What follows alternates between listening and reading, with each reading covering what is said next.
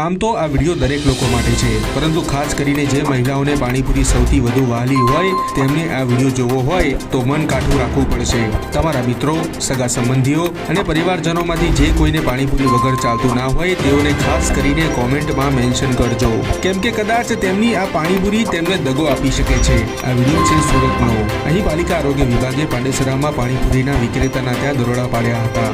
ગોવાલક ખાતે આરોગ્ય વિભાગે આ દરોડા પાડ્યા હતા, જ્યાં મોટા પ્રમાણમાં પૂરીનો જથ્થો નાશ કરાયો છે અને વિક્રેતાને દંડ ફટકારવા સહિતની કામગીરી હાથ ધરાઈ હતી। આરોગ્ય વિભાગે પૂરીનો જથ્થો નાશ કરી કચરાની ગાડીમાં ભરાવ્યો હતો, કેમ કે અહીં ગંદકીમાં પૂરી બનાવવામાં આવતી હોવાનું જાણવા મળ્યું હતું, જે આરોગ્ય માટે ખૂબ જ હાનિકારક સાબિત થઈ શકે તેમ છે। લોકોના સ્વાસ્થ્ય માટે આ પગલું ભરવું ખૂબ સારું કહેવાય। આ મોટી મોટી રેસ્ટોરન્ટ અને મીઠાઈઓની દુકાનોમાં પણ એક વખત કાર્યવાહી કરવામાં આવે તો સારું લાગે, ત્યારે જ્યારે સમાચાર આવે કે અહીં આ જગ્યાએથી સૂપમાં કે પિઝામાં જીવાત મળી છે ત્યારે